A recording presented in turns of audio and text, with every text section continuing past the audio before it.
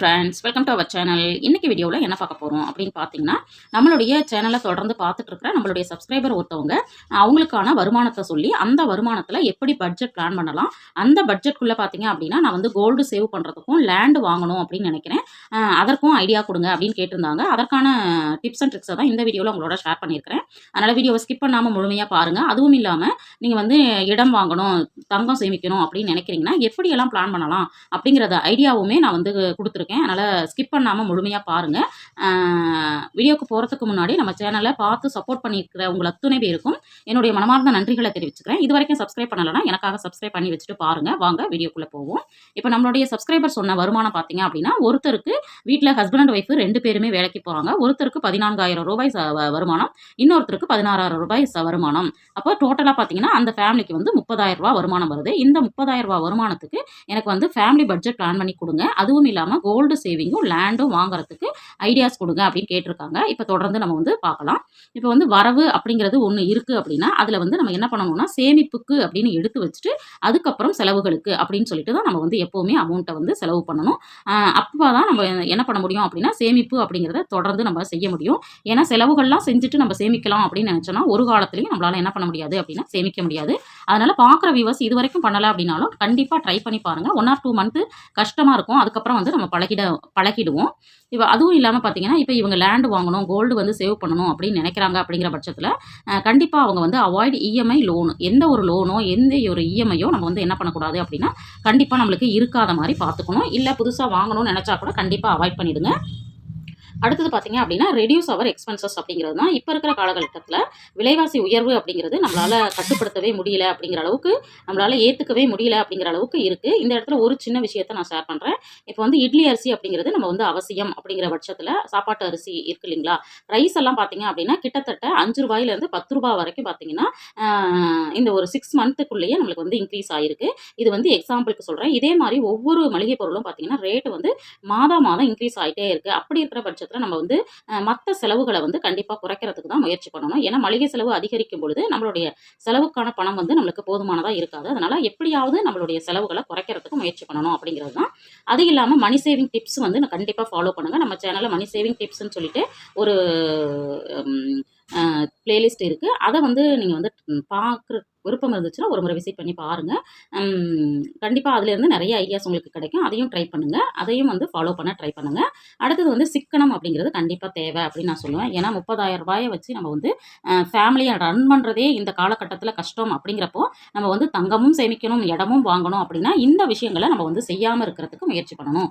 அப்படிங்கிறதுக்காக மட்டும்தான் இந்த விஷயத்தை நான் ஷேர் பண்ணியிருக்கிறேன். இப்போ வந்து நம்ம பட்ஜெட் போட போகிறோம் இல்லைங்களா, நம்ம பட்ஜெட் போடும் பொழுது வரவு செலவு கணக்கு அப்படிங்கிறது கண்டிப்பாக நம்ம எழுதணும். கண்டிப்பாக எழுதும் பொழுது தான் நம்ம எங்கே வந்து அதிகமாக செலவு பண்ணுறோம் அப்படிங்கிறத தெரிஞ்சுக்கிட்டு அதை குறைக்கிறதுக்கு முயற்சி பண்ணுவோம். இப்போ வந்து நம்ம வந்து 30,000 ரூபா அப்படிங்கிறப்போ சேமிப்பு அப்படிங்கிறது நம்மளுக்கு வந்து 20% 30% வரைக்கும் கண்டிப்பாக இருக்கணும். அப்படிங்கிறத வந்து நம்ம கான்ஃபிடென்ட்டாக டிசிஷனாக வந்து நம்ம முதல்ல எடுத்துடணும். ஏன்னா நம்ம வந்து இடம் வாங்க போகிறோம், கோல்டு வந்து சேவ் பண்ண போகிறோங்கிறப்ப ஒரு 30% சேவ் பண்ணுறதுக்கு நம்ம வந்து என்ன பண்ணணும்னா பழகணும். ஏன்னா இடம் வாங்கணும், கோல்டு வந்து கண்டிப்பாக சேவ் பண்ணணும் அப்படிங்கிறதுக்காக தான். அடுத்தது பார்த்தீங்க அப்படின்னா நம்மளுக்கு வந்து 30% அவசியம் சேமிக்கணும் அப்படிங்கிற டிசிஷனை ஃபேமிலியில் 2 பேருமே சேர்ந்து கண்டிப்பாக எடுங்க. அதுக்கப்புறம் பார்த்தீங்க அப்படின்னா 30% அப்படிங்கிறது பார்த்தீங்கன்னா நம்மளுக்கு வந்து 9,000 ரூபாய் நம்மளுக்கு வருது. இதையே நம்ம ரவுண்ட் ஆஃப் பண்ணுறோம் அப்படின்னா நம்மளுக்கு வந்து 10,000, அதாவது 30,000 ரூபாயில் 30% அப்படிங்கிறது 9,000. அதையே ரவுண்ட் ஆஃப் பண்ணோம்னா 10,000 ரூபாய். அப்போ நம்ம வந்து 30,000 ரூபாயில் எவ்வளோ சேமிக்கணும் அப்படின்னா கண்டிப்பாக ஒரு 10,000 ரூபாய் நம்ம சேமிக்கணும். இதை எப்படி சேமிக்கலாம் அப்படின்னு பார்த்தீங்கன்னா உங்களுக்கு வந்து இன்கம் அப்படிங்கிறது ஒரு அக்கௌண்ட்டில் வரும் இல்லைங்களா, அதை வந்து இன்னொரு அக்கௌண்ட்டுக்கு ட்ரான்ஸ்ஃபர் பண்ணிடுங்க. இந்த 10,000 ரூபாயை ஃபஸ்ட்டு சேலரி வந்த உடனே வேறு ஒரு அக்கௌண்ட்டுக்கு கண்டிப்பாக ட்ரான்ஸ்ஃபர் பண்ணிடுங்க. இந்த 10,000 ரூபாயில் நீங்கள் வந்து கோல்டு சேவ் பண்ணுறதுக்கும் லேண்டு வாங்குறதுக்கும் கண்டிப்பாக சேமிக்கிறதுக்கு முயற்சி பண்ணுங்கள். இதை வந்து நீங்கள் பிரித்து எப்படி வேணாலும் சேமிக்கலாம். இதை வந்து லேண்டு வாங்குறதுக்கோ கோல்டு வாங்குறதுக்கோ எப்படி சேமிக்கலாம் அப்படிங்கிறதுக்கு ஐடியாவுமே பார்த்தீங்கன்னா ஆல்ரெடி நம்ம சேனலில் நிறைய போஸ்ட் பண்ணியிருக்கோம். ஒரு முறை விசிட் பண்ணி பாருங்கள். இப்போ நம்ம வந்து 30,000 ரூபாயில் 10,000 ரூபாய் போயிடுச்சு அப்படின்னா நம்ம கையில் பார்த்தீங்கன்னா வெறும் 20,000 ரூபாய் தான் இருக்கும். இந்த 20,000 தான் நம்மளுக்கு வந்து மாத வருமானம் அப்படிங்கிறத நம்ம மைண்ட் செட் வந்து பண்ணிக்கணும். அப்படி பண்ணிக்கும் பொழுதே பார்த்தீங்கன்னா நம்மளுக்கு வந்து 20,000 தான் வருமானம், அதுக்குள்ளே தான் எல்லா செலவுகளுமே நம்ம பண்ணணும் அப்படிங்கிற விஷயத்த நம்ம வந்து ஒவ்வொரு மாதமும் ஃபாலோ பண்ண ட்ரை பண்ணணும். அடுத்தது பார்த்தீங்கன்னா, இந்த பட்ஜெட் அப்படிங்கிறத நம்ம பார்க்கலாம். இப்போ பட்ஜெட்ல பார்த்தீங்கன்னா, தின செலவுகளுக்கு ஒரு ரூ. 1500 நம்ம எடுத்து வச்சிரலாம். ஏன்னா, நம்மளுக்கு வந்து சேமிப்பு போக செலவுகளுக்கு வெறும் ரூ. 20,000 இருக்கு இல்லைங்களா? இந்த ரூ. 20,000க்குள்ள எப்படி பட்ஜெட் போடலாம்னு பார்த்தீங்கன்னா, தின செலவுகளுக்கு ஒரு ரூ. 1500 எடுத்து வச்சுருங்க. அடுத்தது வார செலவுகள் அப்படிங்கிறத வந்து கண்டிப்பா வாரத்தில 1 நாள் மட்டும் நம்ம பண்ற மாரி பார்த்துக்கணும். இப்போ வெஜ் பார்த்தீங்கன்னா, ஒரு வாரத்துக்கு ரூ. 300 அப்படின்னா 4 வாரத்துக்கு ரூ. 1,200. அதுவே வந்து NV ரூ. 400 ஒரு வாரத்துக்குன்னா 4 வாரத்துக்கு ரூ. 1,600. ஃப்ரூட்ஸ் பார்த்தீங்கன்னா, வாரம் ரூ. 300னா 4 வாரத்துக்கு ரூ. 1,200. ஸ்நாக்ஸ் வந்து ரூ. 1,200. இதுவும் வந்து வாரம் ரூ. 300.